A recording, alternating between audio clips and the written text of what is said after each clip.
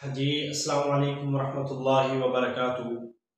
अल्हम्दुलिल्लाहि रब्बिल आलमीन वल आक़िबतु लिल मुत्तक़ीन वस्सलातु वस्सलामु अला सय्यिदिल अंबिया'i वल मुरसलीन अम्मा बाद। अल्लाहुम्मा सल्लि अला मुहम्मदिन व अला आलि मुहम्मद कमा सल्लैता अला इब्राहीम व अला आलि इब्राहीम इन्नका हमीदुम मजीद। अल्लाहुम्मा बारिक अला मुहम्मदिन व अला आलि मुहम्मद कमा बारकता अला इब्राहीम व अला आलि इब्राहीम इन्नका हमीदुम मजीद।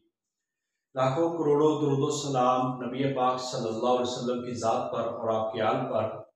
मोहतरम स्कॉलर्स, उम्मीद करता हूँ आप खैरियत से होंगे और अल्हम्दुलिल्लाह खैरोफियत से हमारा फ़िक़्ह व उलूमुल फ़िक़्ह का सेशन और तक़ाबुल अदयान की क्लास आज दूसरी क्लास आज इंशाअल्लाह ताला मुकम्मल होगी। तो इस वीक में बड़े इंपॉर्टेंट सब्जेक्ट्स हैं जो हम मुकम्मल कर रहे हैं, फ़िक़्ह व उलूमुल फ़िक़्ह और तक़ाबुल अदयान। फ़िक़्ह के जितने भी इंपॉर्टेंट क्वेश्चन बनते थे वो सारे क्वेश्चन मैंने आपको असाइनमेंट्स की सूरत में दिए हैं। अब एक बुनियादी बात ज़हन में रख लें कि इन सारे क्वेश्चंस को आपने हर सूरत देखना है।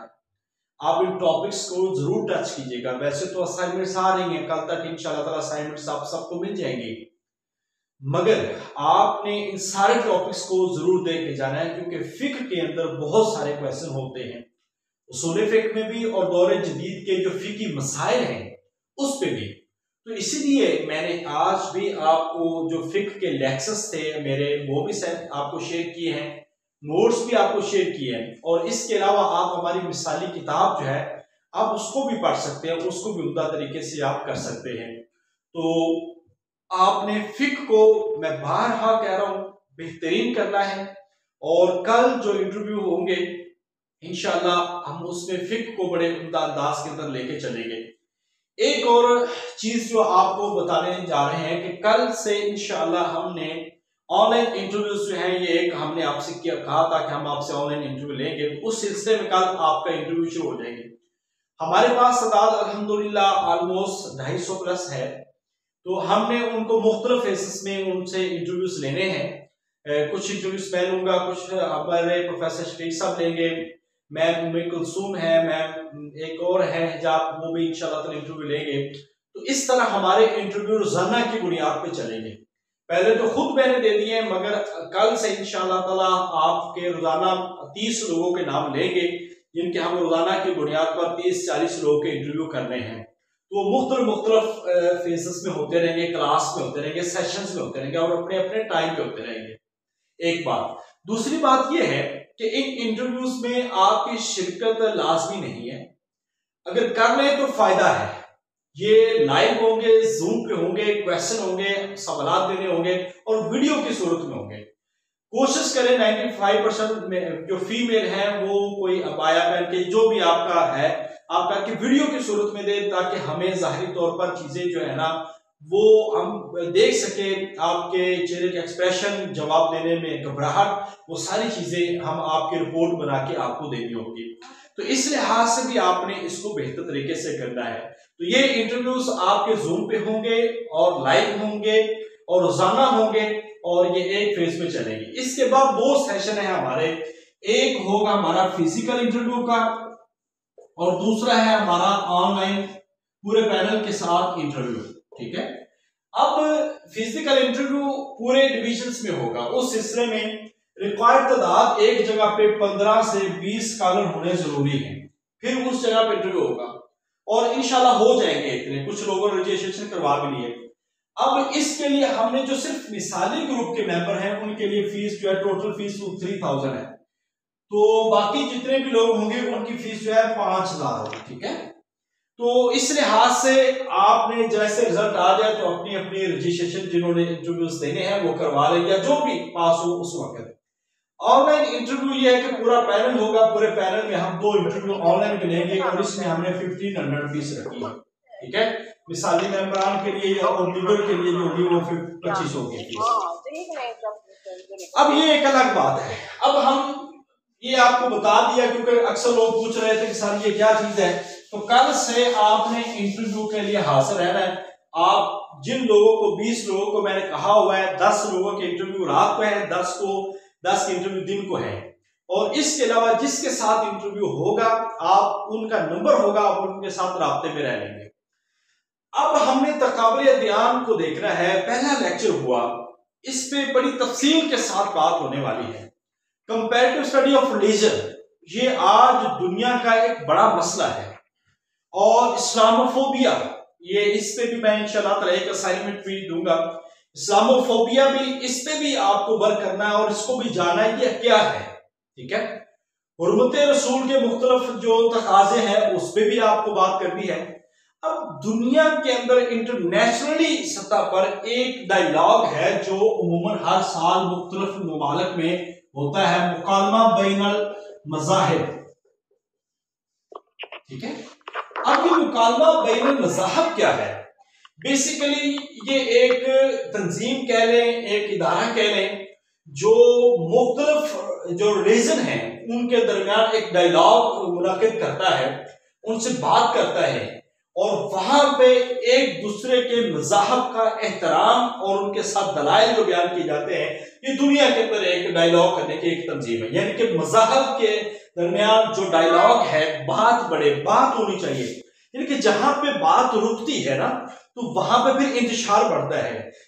मसाइल बहुत सारे हो सकते हैं, बहुत सारी प्रॉब्लम्स हो सकती हैं और इन सारी प्रॉब्लम्स के डिफरेंस जो है ना वो तजावीज हो सकती है उसके सोल्यूशन के लिए, मगर जब तक आप किसी जगह पे स्टॉप हो जाएंगे तो वहां पे हल नहीं है।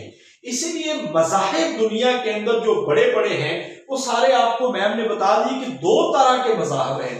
ये मेरी बात पल्ले बांध लें कि आप में से हर एक बंदे को इंटरव्यू के हवाले से इन सारी चीजों का आपको पता होना चाहिए। और तकाबुल अदयान एक मोस्ट इंपोर्टेंट सब्जेक्ट है और आप इसको फेवरेट सब्जेक्ट पे भी ले सकते हैं। वो लोग जिनका थीसिस तकाबुल अदयान पे है, या वो लोग जिनका एमफिल वर्ल्ड रिलीजन में है, या वो लोग जो फेवरेट इसमें को रखते हैं, उनके लिए तो इसके बहुत ज्यादा जानना जरूरी है। बाकी जनरली आप तमाम लोगों को इसके हवाले से जानना जरूरी है और मैं ये समझता हूं कि बहुत सारी चीजें इसकी क्लियर हैं, बहुत सारी चीजें इसकी क्लियर हैं। आज जुमा, कल सैटरडे, परसों संडे और उसके बाद जो है मंडे, ये 4 दिन आपने मुकालमा बैन ये जो तकाबुल अदयान है इसी पे लगाने हैं। 4 दिन पहले हमने फिक्र पे लगाए, अब 4 दिन आपने मुसलसल इस मज़हब आलम पे लगाने हैं और आपने एक एक मजहब को पढ़ना है और इस पे आपने कोई एक बुनियादी किताब पढ़नी है। ठीक है, डॉक्टर इमादुल हसन फारूकी की किताब पढ़ लें, दुनिया के बड़े बड़े मज़ाहब, वो भी बहुत अच्छी किताब है। ऐसे ही तकाबुल अदयान पे एक किताबचा है, छोटा सा किताबचा है, अगर उसका आप मुताला कर लें तो वो भी एक बेहतरीन किताब है, वो मेरे पास मौजूद है। अगर आप इसको पढ़ लें तो इसमें भी बहुत सारी चीजें जो है ना, ये किताबचा है, इसमें भी बहुत सारी चीजें आ जाएंगी। तो ये एक उसूले फिक्र की तस्हीलुल वजीज उर्दू तलखीस है, ये भी छोटा सा एक किताबचा है, इसको भी आप पढ़ लें तो ये बहुत ज्यादा इंपॉर्टेंट है। ये हमारे पास जो है ना पीडीएफ में भी मौजूद है, आपको शेयर कर दिया जाएगा। तो कोशिश करें इन मज़ाहब को तसल्ली से पढ़ें। सामी गैर सामी की बात हो चुकी, सामी अदयान में यहां से सवाल शुरू हो जाते हैं कि सामी अदयान क्या है और गैर सामी। साम में नून से जो चलने वाले जो दीन है उनको कहा जाता है कि ये सामी अदयान है और बाकी जो है वो गैर सामी अदयान है। अब इसमें जो बड़े बड़े मज़ाहब हैं वो कौन कौन से आते हैं, उसमें आप कैटेगरी कर लेते हैं। सामी अदयान में 3 दीन है। सबसे पहले ईसाइयत बड़े मजहब के लिहाज से, वैसे पहले इस्लाम है। ठीक है, सबसे तादाद के लिहाज से ईसाइयत, इस्लाम और यहूदियत, ये 3 बड़े मज़ाहब है जिसपे आपने तफसील से पढ़ लिया है। मजीद इस पे मैं भी आपको लेक्चर शेयर कर दूंगा, आप उसको सुन के इंशाअल्लाह ताला अपने कॉन्सेप्ट को क्लियर कर सकते हैं। इस पे आपने बुनियादी तौर पर किताब कोई ना कोई जरूर पढ़नी है। मेरी आप तमाम लोगों से दरखास्त है कि आप तकाबुल अदयान को इग्नोर मत कीजिएगा, इसको बहुत अच्छा पढ़िएगा और इसकी सारी असाइनमेंट्स इंशाअल्लाह ताला वो नेक्स्ट वीक में मैंने आपसे लिखवानी है। इसके तकरीबन 20 से 25 टॉपिक होंगे जिसमें हम सारी वो चीजें करेंगे।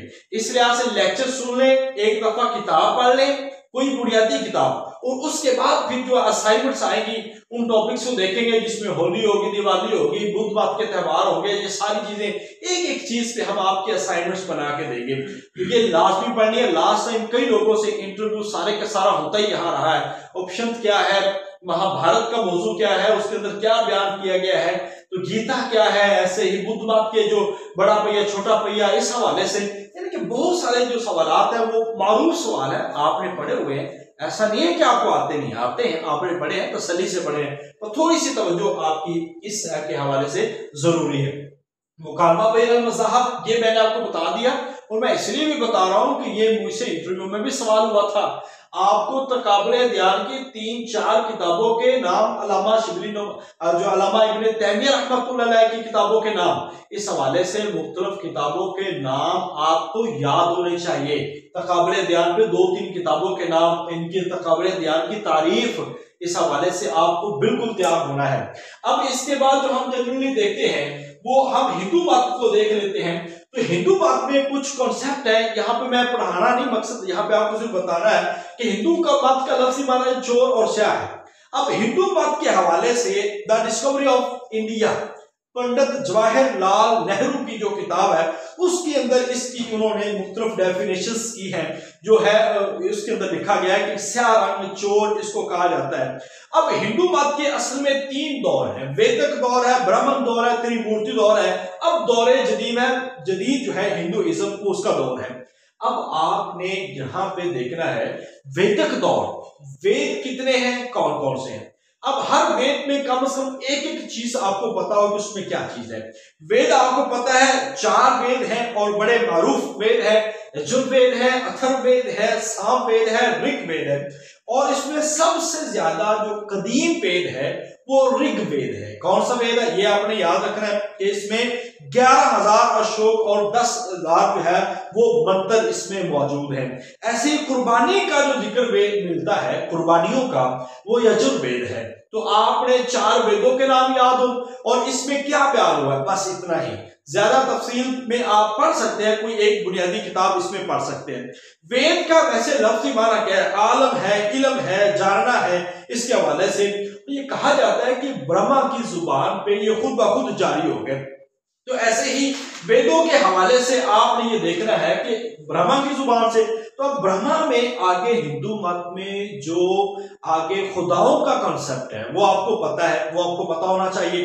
वो 3 खुदाएं ब्रह्मा, विष्णु, शिव, इन तीनों की बीवियां और इन तीनों के जो मुख्तलिफ रूप हैं, आपको उसके हवाले से भी तफसील के साथ पता वैसे भी पढ़ा हुआ है, मजीद भी आपको पता होना चाहिए। सबसे अहम मुकाम जो है इबादत के लिहाज से वो जो है, वैसे कायनात के बनाने के लिहाज से वो ब्रह्मा का है।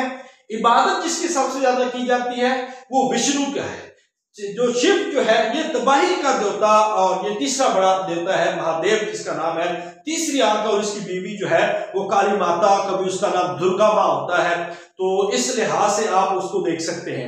और ऐसे ही विष्णु जो है इसके सबसे ज्यादा पैरोकार विष्णु मत के हैं। शिव मत और विष्णु मत ये 2 बड़े खुदा हैं जिनकी पूजा की जाती है, और सबसे ज्यादा जो पुजारी हैं वो विष्णु मत के हैं, ये भी आपने देखना। इसके जो पैरोकार है उनके इधर माथे पे एक मुसन्नस नुमा जो इलामत है वो मौजूद है। तो अब इस लिहाज से इसकी बीवी का नाम लक्ष्मी है, लक्ष्मी।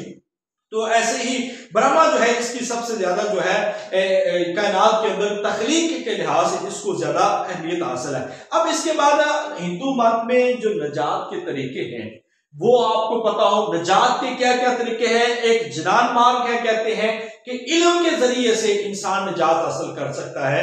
कर्म मार्ग है कि इंसान अमल के जरिए से निजात हासिल कर सकता है, और भक्ति मार्ग है कि इंसान कुर्बानी के जरिए से जो निजात हासिल कर सकता है। अब इसमें आपको आर्य समाज का बानी, ब्रह्मो समाज का बानी, ये भी आपको पता हो। आर्य समाज स्वामी दयानंद सरस्वती है इसका बानी, और ब्रह्मो समाज का राजा राम मोहन राय वो उसका बानी है।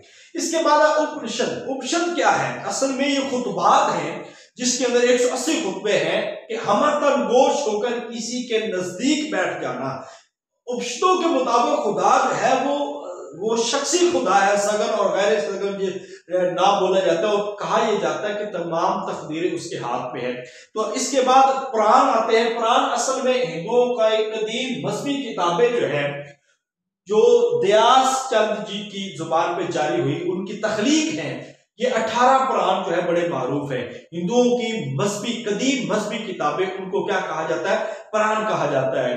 तो आपने इन किताब को अलग से पुराण पढ़ने हैं, आपने वेद पढ़ने हैं, आपने उपनिषद। अब वेद पढ़ने का मतलब ये कि आप सारी किताबें पढ़ें, यानी हमें इतना पता हो कि वेद है क्या, हमें इतना पता हो उपनिषद है क्या, हमें इतना पता हो पुराण है क्या, हमें इतना पता हो कि खुदा क्या है। इनको कहते हैं त्रिमूर्ति, त्रिमूर्ति कहते हैं। और त्रिमूर्ति का जो सिलसिला है वो ईसाइयत में भी मौजूद है, और ईसाइयत में जो सिलसिला उनके साथ मौजूद है वो भी एक बड़ा यूनिक सा सिलसिला है। वो हज़रत ईसा अलैहिस्सलाम की तरफ और हज़रत मरियम अलैहिस्सलाम की तरफ, यानी ये दोनों चीजें ही यहाँ पे इकट्ठी होती है, और इस्लाम आके इन दोनों का इनकार करता है कि ये दोनों चीजें क्या शिर्क है।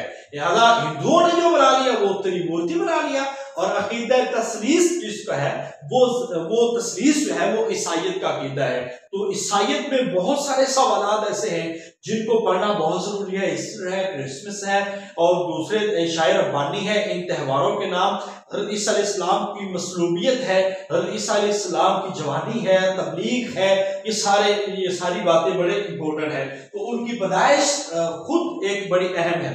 अच्छा, संस्कृत में अकीदा तनासुख या आवागौन या जूनी चक्कर, ये भी एक बड़ा हिंदू मत का एक बड़ा कंसेप्ट है। इसको कहते हैं 7 बार जन्म होता है। जूनी चक्कर में कहा जाता है 1,24,000 मरतबा जो है एक इंसानी रूह मुक्ति हासिल करने के लिए मुख्तलिफ चक्कर रूप धार सकती है और दुनिया के अंदर चक्कर लगाती है। इसलिए ज्यादातर जो मजहबी अकायद है उनके यहाँ होता है कि 7 जन्म बड़े मारूफ है, 7 जन्म। और इसी चीज से वो 7 जन्म वाला गाना भी आपको ज़हन में होगा। इसके बाद जो है वो हिंदुओं के मुख्तलिफ त्योहार है। अब देखिए, बुक जो है ना, बुक तो आपने रामायण, महाभारत, गीता, ये आपने लाजमी याद रखनी है। महाभारत, रामायण, गीता, ये आपने हर सूरत याद रखनी है, क्योंकि इसके हवाले से सवालात लाजमी आ जाते होते हैं। तो इनको भी आपने ध्यान में रखना है। इसके बाद हिंदुओं के त्योहार है। एक राखी बंधन, वो आपको पता है मुंह बोली बहनें अपने भाइयों के हाथों में सुनूनों के धागे बांधती है, जो बुरे शगुन से तहफ्फुज के लिए बोला जाता है, रखा जाता है, तहफ्फुज का शगुन होता है। ऐसे ही एक दीपादीप जिसको कहते हैं, दिवाली जो है, ये बड़ा त्योहार है हिंदुओं का, जिसका सबसे ज्यादा वो 4 दिनों के लिए विष्णु मत का असल में त्योहार है। 4 दिनों के लिए इसका एहतमाम करते हैं।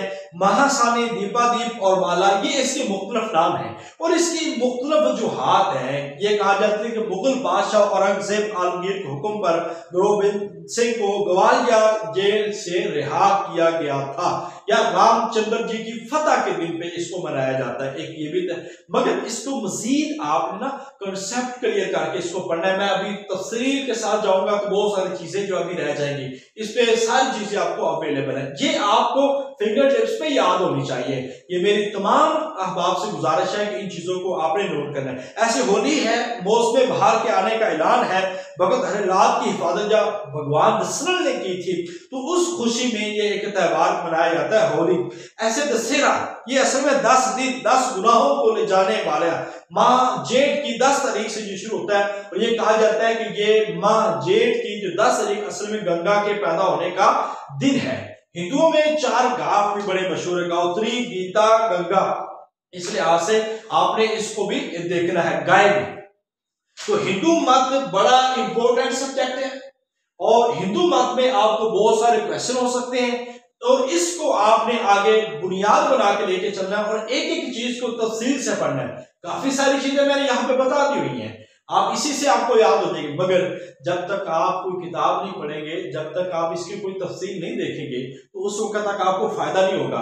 मकसद ये है कि इन 4 दिनों में हम तकाबले अभियान के ये जो बड़े बड़े टॉपिक्स हैं, हम इनको बड़ी तसल्ली के साथ कर लें, ताकि इसमें से कोई गलती ना रह जाए, इसमें से कोई कमी ना रह जाए। ये बहुत जरूरी है, और आप में से जिसका फीसद है इन पे, वो हर सूरत इसको प्रिपेयर करके जाए, क्योंकि इसमें से बड़े सवाल होते हैं, खास तौर पर जो है ईसाइयत को वो हर सूरत पढ़ के जाए।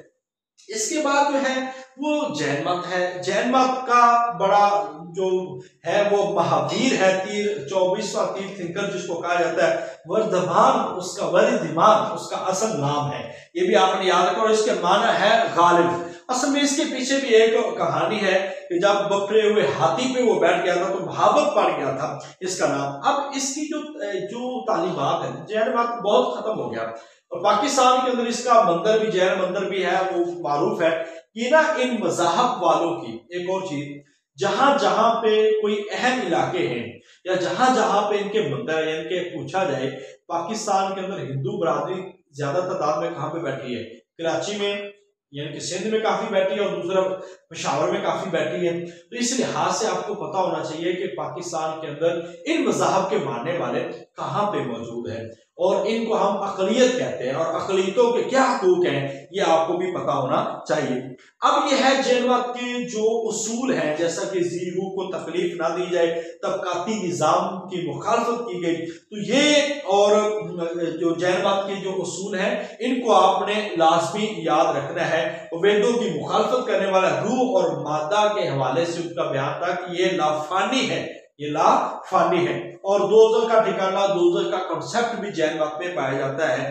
तो इस लिहाज से निजात के इनके सुलभी और इजाबी दो तरीके भी बताए गए हैं। अब यहाँ पे एक एक चीज को पढ़ेंगे तो बहुत टाइम लगेगा, इसलिए मैंने आपको बता दिया कि हमारे जो लेक्चर्स हैं और आपने बुनियादी किताब इसकी देखनी है और इसमें सारे मज़ाहब को कल से आपने डिटेल में अपने ग्रुप में डिस्कस करना है।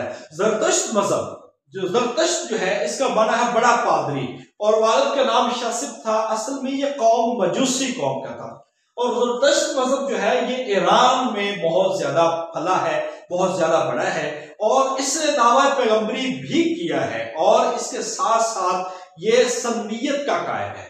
सन्नियत असल में कहते हैं दो खुदाओं का मानने वाला। इनके हाथ सफर इलाज जो है वो मौजूद तो है मगर ये सन्नियत में मौजूद है और ये कहा जाता है कि एक खुदा अच्छा है, एक यानी कि अच्छाई का है और एक बुराई का है, कि हम अगर गुनाह करते हैं ना तो वो भी खुदा की तरफ से है और अगर नेकी करते हैं वो भी खुदा की तरफ से है। लिहाजा इन्होंने सारा काम ही खुदा पे डाल दिया है, खुद बड़े पाक साफ और महफूज होके बैठ गए हैं। अब जो भी होगा हम खुदा की तरफ से होता है, लिहाजा खुदा ही जिम्मेदार है, हम तो नहीं है। इसके बाद जो है इनकी किताबें जो है औस्ता, गाथा, दसातीर, तो इस लिहाज से आपको ये बता दें इनकी किताबों को भी आपने याद रखना है। तो फिर आप एक और मीनारे खामोशी, ठीक है, ये बनाए जाते हैं कि मुर्दे नापाक होते हैं। ये ज़रतुश्त मज़हब के अंदर है कि मुर्दे नापाक होते हैं और ये दफनाते नहीं है, बल्कि ये बड़े बड़े जो मीनार है वहां पे मुर्दों को रख देते हैं और वहां से उनको परिंदे जो है वो खा लेते हैं। तो इनके यहाँ क्या मुर्दे नापाक है, ज्यादा इनको जमीन में दफनाने से जमीन जो है वो नापाक हो जाएगी।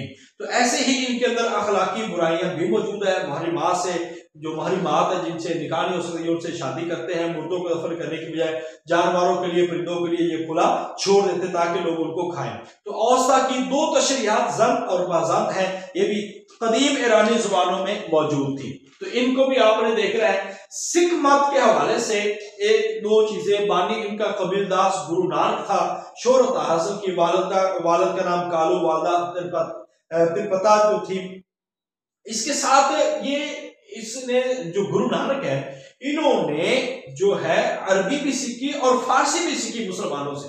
इसकी किताब जो है ग्रंथ असल में बुनियादी तौर पर ये इनकी नहीं है, ये बहुत ज्यादा बाद में जाकर लिखी गई, उसको मुदव्वन किया गया। तो पांचवें गुरु गोबिंद सिंह ने इसको जो है वो मुदव्वन किया। तो गौरमुखी जो है ना पांचवें गुरु बुनियादी ग्रंथ जो है उन्होंने इसको मुरतब किया था। तो ये मुनाजात है, नज़्में है, शायरी है जिसके अंदर वो इबादत का तस्वुर देते हैं। अब अमृतसर और अमृत जल या आबे हयात, अमृतसर आबे हयात को कहा जाता है और ये तालाब को कहते हैं जिस तालाब के अंदर जो है ना ये नहाते हैं, ठीक है। उस लिहाज से जो है इनका स्नान होता है, स्नान कहते हैं कि ये उस तालाब में अगर नहाएंगे तो इनके सारे जो पाप हैं वो धुल जाएंगे।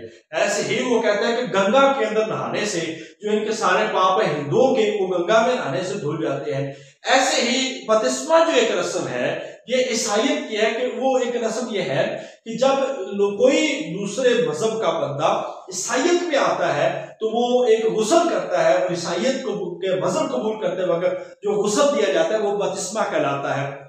इसलिए हाथ से आपने इनमें थोड़ा थोड़ा जो डिफरेंस है ना वो आपने याद रखना है, क्योंकि इन चीजों को मिला के और उलझा के कभी कभी जो ना जो होता है वाइवा लेने वाले कह ले जो लेंगे वो आपको ये सवालात आपसे कर सकते हैं। इस लिहाज से एक बात याद ये भी रख लें कि यहूदियत ऐसा मजहब है जिस मजहब में वो तबलीगी मजहब नहीं है और नस्ली मजहब है, तबलीगी भी नहीं है और नस्ली मजहब है, यानी कि कोई दूसरा बंदा यहूदी नहीं बन सकता।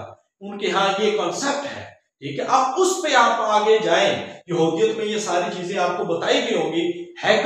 हैकल कितने हैं, हजरत सुलेमान अलैहिस्सलाम, हजरत दाऊद अलैहिस्सलाम और मस्जिद अक्सा और बैतुल मक़दस, इसकी सारी वजाहत इसी में आएगी। ये उम्मीद आपने पढ़ा होगा, नहीं भी पढ़ा तो हमारे इंटरव्यू के जो सवालात हैं उसमें ये सवालात बड़े मौजूद है, और जो हमने सारे सवालात हल किए हैं उसमें ये तफसील मौजूद है। आपने कोशिश करनी कि उसको लाजमी पे हैकल सुलेमानी का झगड़ा जो है उसको लाजमी पढ़ना है। वहां पे यहूदी भी दावेदार है, बुनियादी तौर पर हैकल सुलेमानी है। वहां पे हजरत ईसा अलैहिस्सलाम के जो फॉलोअर्स हैं यानी ईसाइयत वाले, वो बैतुल लहम होने की वजह से वो उसके दावेदार हैं। वहां पे मुसलमान मस्जिद अक्सा होने की वजह से उसके दावेदार। इनके तीनों इल्हामी मज़ाहब का आपस में झगड़ा है कि ये जगह हमारे लिए इम्पोर्टेंट है, ये हमारे हिस्से में हो। और इसी वजह से आप देखिए कि दुनिया के अंदर मुसलमानों के पास 2 दफा आया, सुल्तान सलाहुद्दीन अय्यूबी के दौर में, हज़रत उमर फारूक रज़ियल्लाहु ताला के दौर में। तो आपने उनको लाजमी पढ़ना, ये छोटा काम नहीं है। तकाबले ध्यान का जो सब्जेक्ट है ये थोड़ा सब्जेक्ट नहीं है, हमने इन सारी चीजों को तफसील के साथ आगे लेकर चलना है। इसके बाद जो सिख मत में जो बुनियादी तौर पर जो 2 फिरके आते हैं, नामदारी और अकाली फिरके। अकाली फिरका जो है असल में ये जदीद जो जनूनी किस्म का फिरका है। तो आपको आजकल के सिख मत के बड़े बड़े जो, जैसा कि आपको पता होना चाहिए, जो ननकाना साहब है उसकी क्या हैसियत है आपको पता होना चाहिए, और अमृतसर में गोल्डन टेम्पल की क्या हैसियत है ये पता होना चाहिए। असल में ये सारी चीजें इस पे असाइनमेंट्स होंगे इंशाल्लाह ताला, वो सारे टॉपिक्स आपके क्लियर हो जाएंगे। आपको पता होना चाहिए कि ये जो अभी हमारा नारोवाल के अंदर वो क्या नाम है उसका, जो कॉरिडोर बना है हमारा, मुझे अभी जहन से निकल गया, करतारपुर राहदारी जो है, उसके हवाले से आपको पता होना चाहिए, और उसके बुनियाद और उसका स्टेप जो लिया गया है उस पे सिखों की क्या उससे तल्लुकदारियां हैं उसका आपको पता होना चाहिए। और सिख जो पाकिस्तान के अंदर आते हैं, सिख यात्री आप समझते हैं मुख्तलिफ औकात में आते हैं, तो इस लिहाज से आपको बुनियादी चीजें आपने देखनी है। इसके बाद कन्फ्यूशियस मजहब है। कन्फ्यूशियस जो है चीन का बड़ा मजहब है, चीन का, और अकायद नूर हिदायत का सरचश्मा इनके यहाँ खुदा है, खुदा के बारे में इनका अकीदा मौजूद है, जज़ा सज़ा के मानने वाले हैं, बकाया रूह के मानने वाले, और इन्होंने भी दावा इरफान किया। अब देखें बुद्ध मत में और इनमें दावा इरफान मौजूद है। बुद्ध मत में हम लफ्ज बोलते हैं निर्वाण, और यहाँ पे इरफान, इस्लाम में मार्फत, यानी कि ये तीनों लफ्ज ही सेम बनते हैं। असल में जिस जगह पे जाकर इंसान की जो लड़ी अल्लाह से लग जाती है, इंसान रब को पहचान लेता है कि रब है हकीकत में, और फिर वो देखता है कि जब इंसान अल्लाह की मार्फत हासिल कर लेता है, पहचान हो जाती है अल्लाह ताला की, तो फिर उसको बुद्ध मत ने निर्वाण कह दिया, और कन्फ्यूशियस ने उसको इरफान कह दिया, और इस्लाम ने उसको मार्फत कह दिया। तो ये हमारे सूफिया में मार्फत के तरीके हैं, बुद्ध मत में निर्वाण के तरीके हैं। ऐसे हमारे जो सूफी हैं, आपको पता है हमारे सारे सूफिया किराम, यहाँ पे आपको सूफिया किराम की तरफ भी जाना होगा, अगरचे मैंने ये तसव्वुफ में करवाई थी आपको चीज। तो सूफिया किराम जितने भी हैं हमारे कसूर के हैं, लाहौर के हैं, बहावलपुर के हैं, या फिर हमारे मुल्तान के हैं, तो इन सारे सूफिया के हवाले से कि इन्होंने भी छोड़ा था, तो ये अपने घर बार छोड़कर निकल गए जंगलों में, फिर रियासतें की, फिर मार्फत की। तो बुद्ध मत ने भी यही किया था। तो फिर बुद्ध मत कहां पे गलत हुआ, उसने क्या गलत किया? देखें, लाजमी नहीं कि अगला बंदा गलत है, हमने कई पॉजिटिव चीजें उनमें भी देखी हैं। अहकाम अशरा हज़रत मूसा अलैहिस्सलाम की कौम में, और अहकाम अशरा सेम टू सेम नबी पाक सल्लल्लाहु अलैहि वसल्लम पर भी उतरे, यानी कि सूरह नाम के अंदर भी मौजूद है। तो ऐसी बहुत सारी चीजें, मज़ाहब अच्छी भी है, बहुत सारी बुरी भी है, मगर ये दीगर मज़ाहब के हवाले से है। हम अपने मज़ाहब को देखें तो उसकी एक अलग बात है। अब बुद्ध बात ने, कन्फ्यूशियस ने जो उसूल कुछ बताए हैं, कुछ राब्ते बताए हैं, जैसा कि उसने 5 राब्ते बड़े मारूफ बताए हैं। हुक्मरान और आया का राब्ता, ये कितना जरूरी है आजकल के दौर में भी आप देखें। बाप बेटे का राब्ता कितना जरूरी है, बड़ा भाई छोटे भाई का राब्ता, दोस्त और दोस्त का राब्ता, मियाँ बीवी। यानी कि अगर मैं ये समझता हूं कि अगर ये 5 राब्ते जैसे उसने बड़े इंपॉर्टेंट बताए हैं, ये 5 राब्ते पूरी रियासत के लिए बहुत जरूरी है, तो यकीनन अगर इन 5 राब्तों पे हम काम कर लें तो क्या कमी रह जाएगी? एक आइडियल रियासत जो है वो बन सकती है कि अवाम राया का ख्याल, हुक्मरान का क्या मतलब, वो राया का ख्याल करे, राया हुक्मरान का ख्याल करे, बाप बेटे का क्या, बाप अपने बेटे का ख्याल करता है, बेटा अपने बाप का ख्याल करे और उसी लिहाज से चले।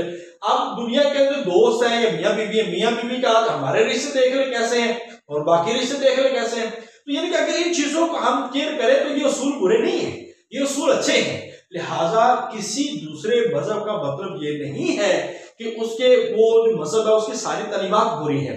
अब ठीक है वो इस्लाम वाले नहीं है, मगर जो बात किसी की है वो बात अच्छी हो सकती है और उस बात को अप्रिशिएट करना, यही मुकाबला बैन मजहब है। उसको डायलॉग में इंटरफेयर किया जाता है कि आप ना कि हर मजहब का एहतराम करो और अच्छी चीजें, जैसे नबी पाक सल्लल्लाहु अलैहि वसल्लम ने इससे बढ़कर हमें उसूल बताए हैं और यही वजह है कि उनमें से बहुत सारे उसूल जो नबी पाक सल्लल्लाहु अलैहि वसल्लम के बाकी लोगों ने भी उनको लिया और आज जो है एक आलम अक़वाम मुत्तहिदा का जो चार्टर्ड है वो भी नबी पाक सल्लल्लाहु अलैहि वसल्लम के बताए हुए उसूलों पे लिया गया है। ऐसे ही हुक्मरानी के उसूल बताए हैं, यानी कि एक बेहतरीन रियासत का जो उसूल है और एक इंसानी नुक्ता नजर से एक बेहतरीन जो सोच दी है वो कन्फ्यूशियस ने दी है और इसी वजह से इसकी कब्र पे लिखा हुआ था बेहतरीन हकीम और दाना। ठीक है, इनकी कब्र पे जो एक कतबा लगा हुआ उसके ऊपर लिखा हुआ ये लफ्ज, तो इस लिहाज से आपने उनको देखना है। और इनकी किताबें हैं शोचिंग, शोकिंग, शोचिंग, लीची, बीची, बीचिंग, चोचन, 5 किंग्स इनको कहा जाता है। आपने इन किताबों को याद रखना। और बी किंग के हवाले से बताया जाता है कि वो कहते हैं कि अगर मेरी सारी उम्र मुझे इजाजत दे तो मैं इसी को पढ़ता रहूं, तो इस हवाले से आपने लास्ट में उसको भी देख लेना है। इसके बाद आखिरी फिरका जो है वो है बुद्ध मत। बुद्ध मत में नेपाल के वाली जो है शत्रुधन का बेटा सिद्धार्थ था और उसका नाम गौतम था, आबिद इसका माना है। और राजा अशोक, राजा चंद्रगुप्त, ये सारे के सारे बुद्ध मत से ताल्लुक रखने वाले थे। बुद्ध मत ये नेपाल में है, तस्वुर इलाह इसके यहाँ भी मौजूद है। आत्मा की हैसियत दुनिया में चंद दिन की है, ये फरिश्तों का और क़यामत का भी कायल है और इसने कुछ सच्चाइयों के जिक्र किए हैं। इसके 2 फिरके हैं, एक बड़ा फिरका महायान, बड़ा पहिया, जिसके अंदर बहुत सारे लोग जो है वो सवार होकर निजात हासिल कर सकते हैं। एक है छोटा पहिया जिसको हनायान कहते हैं, जिसमें थोड़े लोग आते हैं। असल में ना महायान वालों ने हनायान को तंज किया था, छोटा पहिया, इसमें थोड़े लोग थे ना हनायान में, इसलिए दोनों का मकसद निजात था। अब यहाँ पे 1-2 चीजें हैं इनकी मुकद्दस किताबें। ये है त्रिपताका, 3 टोकरियां, बिना पताका, सता पताका, विधमाका, ये इस तरह की इनके एक जो नाम है 3, इनको कहते हैं त्रिपताका, 3 टोकरियां इनके नाम है। अब एक बुद्ध मत की लाश को भी जलाया गया। बुद्ध मत की जो लाश जब जलाई गई तो इसकी राख को जो दुनिया के अंदर मुख्तलिफ जगहों पे रखा गया और तकरीबन वो 8 जगह बताई जाती है। जिस जगह पे उसकी राख को दफनाया गया उस जगह पे स्तूपा बनाया गया। और स्तूपा आप देखें तो अगर आप बल्कि जाना भी चाहिए, हमारे इधर जो टेक्सला है, आप उस शहर को लाजमी देखिए। टेक्सला शहर में मोड़ा मुरादो है, ठीक है, जोलियान है।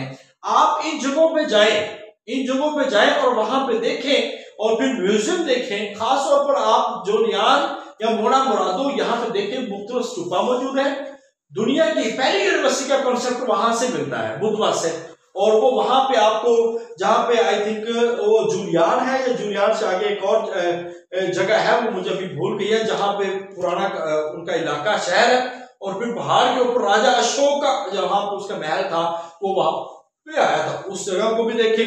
हाँ, और जूलियान के ऊपर इनकी बड़ी यूनिवर्सिटी थी जहां पे एक पूरा निजाम था, एक सिस्टम था। वहां पे तालाब मौजूद था, वहां पे जो उनके कमरे, जो हॉस्टल की सहूलत भी मौजूद थी। तो इस तरह जो लोग थे बुद्ध मत के, जो पैरोकार थे, जो मजहबी लोग थे, यानी कि इनके यहाँ भी 2 टर्म बोली जाती है ना, एक उपासक लफ्ज बोला जाता है, एक दुनियादार बोला जाता है। तो एक वो लोग जो होते जो इनके सिर्फ काम ही उनका जो है मजहबी जो है मामलात को चलाना, तो इस लिहाज से उनका नाम अभी जुबान से स्किप हो रहा है। तो वो उनका काम ही सिर्फ ये होता है कि वो शादी नहीं करते, बाकी मामलात नहीं करते। भिक्षु भिक्षु भिक्षु अब उनका काम सिर्फ यही है कि वो इबादत गाहों को चलाएंगे, वो बाकी मामलात को कुछ नहीं करेंगे, दुनियादारी से उनका ताल्लुक नहीं है।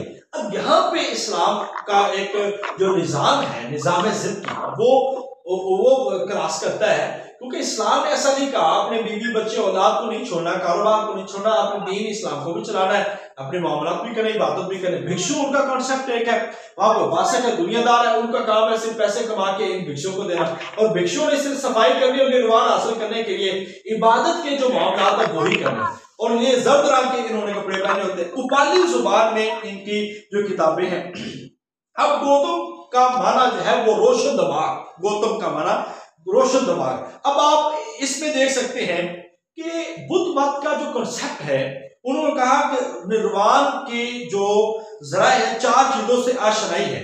एक जिंदगी, एक दुख है, और दुख सबब क्या बनता है, वो कहता है ख्वाहिशात है, और इससे बचना मुमकिन है, और इसको क्या कहते हैं कि अष्टांग मार्ग से बचा जा सकता है, कि यानी कि अपने ख्वाहिशात को मार के इंसान जो है वो इन चीजों से बच सकते हैं। अब इसको बहुत ज्यादा जो कबूलियत हासिल हुई, वो 2 बादशाहों ने इसको बहुत ज्यादा जो है वो इसको फैलाया, इस मजहब को, खास तौर पर राजा अशोक और राजा चंद्रगुप्त मौर्य, इसने जो बड़े सगीर के जो बड़े बादशाह थे इन्होंने फैलाया। इस सिलसिले में आप 4वीं का 5वीं का 6ठी क्लास का जोग्राफिया, तारीख और जोग्राफिया किताब पढ़ लें तो आपको बहुत उम्दा तरीके से भी इनकी बड़ी तफसील सूरतों के साथ नजर आपको मिल जाएगी। वैसे तो आपको इंशाअल्लाह ताला बड़ी किताबें पढ़ेंगे उसमें ये सारी चीजें आपको मिल जाएगी।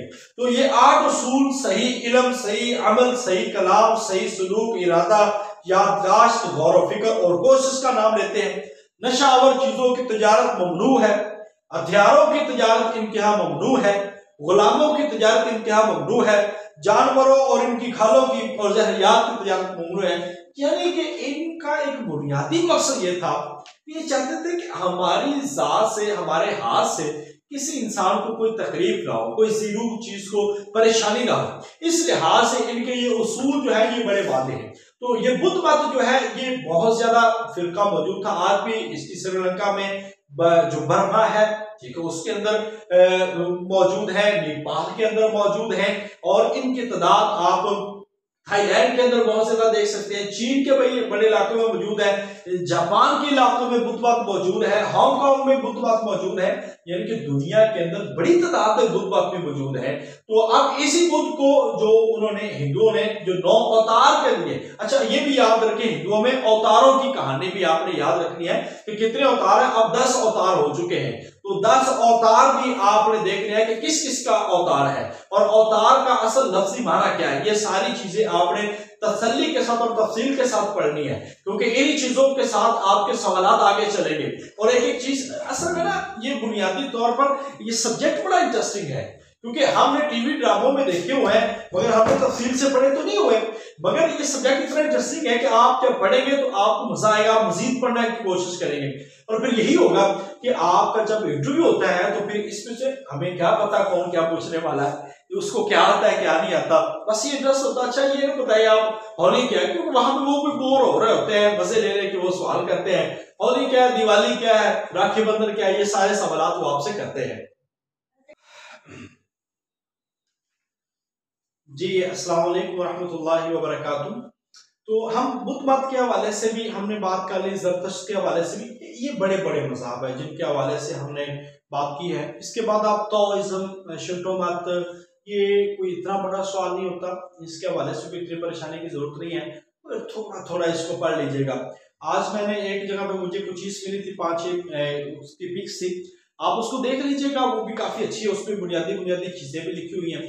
बाकी तकाबले ध्यान के नोट्स हमारे मौजूद हैं, उसको आप देख लें, इंशाल्लाह ताला आपकी चीजें होली दिवाली ये सारी चीजें आपकी उसके हवाले से क्लियर हो जाएगी। मगर आप इस पे एक किताब का लाजमी मुताला करें, 1-2 किताबें आप इस पे हर सूरत पढ़ें और आपको मुख्तलिफ पॉइंट ऑफ व्यू मिलेंगे, मुख्तलिफ तरीके से आप पढ़ेंगे तो इंशाल्लाह ताला ये आपकी कवर हो जाएगी। और किताब का मुताला कोई बुरी चीज भी नहीं है, आसानी से हो जाएगा। असल में हम मोबाइल पे, मैं भी आप भी सारे हम मोबाइल पे इसके अंदर हम बिजी हैं, मोबाइल पे इसके अंदर हम रहते हैं।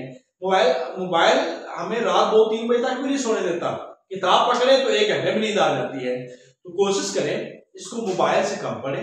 आप किताब है तो उसको लैपटॉप में कर लें, उसको पढ़ें, एक टारगेट बना के पढ़ें, देखिए ये पढ़ने की उम्र अभी है, अभी इसके बाद हम इतना नहीं पढ़ पाते। फिर ये है कि जब कोई मकसद होता है फिर हम पढ़ते रहते हैं। तो आप कोशिश करें और पढ़ते जाएं और इसको आगे लेके चलते जाएं, इंशाअल्लाह ताला ये सारी चीजें आपकी बेहतर होगी। इसके अलावा मेरे ख्याल से बाकी यहूदियत और ईसाइयत ये सारे तरीके जो है वो आपने पढ़ लिए हुए हैं और इसका आपको पता भी है। हिंदू मत को आपने बहुत ज्यादा अच्छा पढ़ना है, बुद्ध मत को बहुत अच्छा पढ़ना है, और ईसाइयत और यहूदियत को, क्योंकि खास तौर पर बाइबल के हवाले से जो है ना वो बहुत सारी चीजें जो है ना वो आपसे पूछी जाती हैं। बाइबल के हवाले से बहुत ज्यादा इंपॉर्टेंट सवाल होते हैं, वो भी होते हैं। इसके साथ आप यहाँ पे कैमनिज्म और जो ईसाइयत के फिरके हैं उनके हवाले से भी आपने पढ़ना है। हाँ, एक और चीज है कादियानी। कादियानी चूंकि वो भी नॉन मुस्लिम है और अकलियत में है तो उनका जिक्र आता है, तो आपने कादियानियत को भी पढ़ना है, मगर बड़े पॉजिटिव रहते हुए, बड़े पॉजिटिव तरीके से, किसी मजहब की बात करते हुए, हर मजहब वाले को एहतराम देते हुए हमने बात करनी है। हमारा मकसद किसी पे तनकीद नहीं है, किसी की बुरी चीज को बयान नहीं करना। वहां पे हमारा मकसद है हम उनकी जो तालीमात है या उनके जो उसूल और ज़वाबत हैं हम उनको वहां पे डिस्कस करें। इस लिहाज से हमें बड़े पॉजिटिव कूल माइंडेड रहते हुए हमने उनके जो अमाल और अफआल हैं उनको जिक्र करना है। सेकुलरिज्म की जो दौरे जदीद की तहकीक है उसके हवाले से भी आपको पता होना चाहिए। और बहुत इंपॉर्टेंट जो चीज है वो है मुस्तशरकीन, ओरिएंटलिस्ट। आपने तहरीके इस्तिशराक के हवाले से पहले भी पढ़ा है। दौरे जदीद के दो मुस्तशरकीन और जो वो मुस्तशरकीन जो बाद में मुसलमान हो गए उनकी किताबों के नाम ये आपने अच्छी तरह तैयार करना है। और मुस्तशरकीन की बात खिदमात भी हैं, आपने उनको भी पढ़ना है। इस किताब में आपको अकीदा तसलीस ईसाइयों के हवाले से, यहूदियों के हवाले से, हिंदू मत के हवाले से और खवारिज के हवाले से, मुनकरीन हदीस के हवाले से, मसीह फिरकों के हवाले से, इस्तिशराक के हवाले से, कम्युनिज्म के हवाले से, बैनुल अक़वामी इस्लाही तहरीकों के हवाले से, बरसगीर की इस्लामी और इस्लाही तहरीकों के हवाले से आपको मालूमात मिल जाएगी। बाकी जो है मैंने आपको ये बताया, बुद्ध मत है, ज़रतुश्त है, कन्फ्यूशियस है या दूसरे मज़हब है, तो उनके लिए आपको एक किताब पढ़नी है और आप एक किताब, कोई जामे किताब जरूर पढ़िएगा।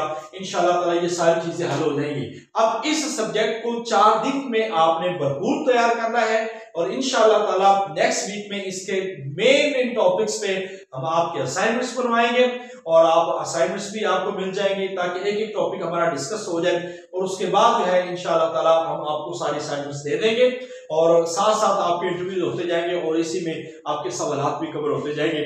आज के लिए हमारी क्लास का यही है और बाकी मैंने आपको कल बता दिया, कल आपके इंटरव्यू है। ये इंशाल्लाह ताला इंटरव्यूज 1 हफ्ता चलेंगे और उसके बाद ऑनलाइन जो हमारे पेड इंटरव्यू होंगे पूरे पैनल के साथ। अगर किसी ने ऑनलाइन देना है, फिजिकल देना तो फिजिकल तो होंगे, तो ऑनलाइन भी दे सकते हैं, ये दोनों सूरतें हैं मौजूद। मगर फिजिकल के लिए हम जैसे रिजल्ट आएगा उसके 3-4 दिन बाद हम फैसला करेंगे कब कहाँ पे जा रहे हैं, क्योंकि अगले महीने में हमारी मसरूफियत भी है, मगर फिर भी हमने इसको वक्त देना है, इसी को लेके चलना है। इस सिलसिले में आज पूरी स्टडी के हवाले से जो कोई आपका सवाल हो वो आप कर सकते हैं या कोई राय हो आपकी जो हम बेहतर समझे आप देना चाहें हम उसको भी देख सकते हैं। क्योंकि सोमवार से 2 इंटरव्यू के सेशन, एक लेक्चरर अरबी का आज उनकी क्लास हो गई है तो लेक्चरर अरबी का सेशन जो है इंटरव्यू शुरू हो रहा है और लेक्चरर तारीख का जो सेशन है वो भी शुरू हो रहा है। तो इस लिहाज से आपके कोई भी जानने वाले हो या जो भी आपके आप में से क्लास में से तो आपके रिलेटिव्स कोई भी जाने वाले किसी भी ग्रुप के हो तो उनको भी बता दीजिएगा। बाकी इनकी तैयारी कीजिएगा। इसके लेक्चर्स मजीद मैं ये भी शेयर कर दूंगा, जो पहले लेक्चर्स है वो भी कल इंशाल्लाह ताला शेयर कर दूंगा, किताबें भी तकाबले ध्यान पे आपको शेयर कर दूंगा। अब पढ़ना आपका काम है। कल सारा दिन आपकी जो डिस्कशन है वो जूतों से हटकर, बाकी चीजों से हटकर आप कोशिश करें। अभी जूते, कपड़े, लिबास उनका अभी वक्त नहीं है, अभी हमारी पढ़ाई का वक्त है। और अभी एक बड़ा इंपॉर्टेंट टॉपिक है जो नेक्स्ट वीक में हम पढ़ने जा रहे हैं, वह इस्लाम और इकोनॉमिक्स, हमने उसको पढ़ना है इंशाल्लाह ताला। उसके साथ हमारा ये जो नेक्स्ट वीक में हमारा ये जो सेशन स्टडी वाला है वो कंप्लीट हो जाएगा और इंटरव्यूज वाला इंशाल्लाह ताला जो है वो सिस्टम वो शुरू हो जाएगा। तो इसके बाद एक नया सेशन होगा मगर वो मुख्तसर अंदाज में चलेगा, जो नए लोग होंगे उसमें ऐड होंगे उनके लिए हम इंशाल्लाह ताला वो चलाएंगे। बाकी आपका जो फिजिकल इंटरव्यूज, मॉक इंटरव्यूज होंगे वो आपके चलते रहेंगे। ये सारी चीजें आपको स्टेप बाय स्टेप लेके चलनी है। आज मैंने आपको 2 इंटरव्यू सेंड किए हैं CSS PMS के। असल में वो इंटरव्यू सेंड करने का वो आपको सवालात का जवाब देने का तरीका, बैठने का तरीका, गुफ्तगू करने का तरीका, अगले बंदे की बात सुनने का तरीका, असल में ये समझाना मकसूद है कि आप उन इंटरव्यू को देखें, उसमें देखें कि किस तरह कोई जवाब देता है, अगर कोई जवाब नहीं आता तो किस तरह सॉरी किया जाता है, कैसे बैठना है, कैसे डिस्कशन करनी है। तो कम से कम रोजाना का एक इंटरव्यू लाजमी सुने, आपकी बड़ी इंप्रूवमेंट होगी इंशाअल्लाह ताला। अल्लाह ताला हम सब का हामी और आसर, कोई भी क्वेश्चन हो तो आप कर सकते हैं। अल्लाह ताला हमें कामयाब फरमाए। अस्सलाम वालेकुम व रहमतुल्लाहि व बरकातहू।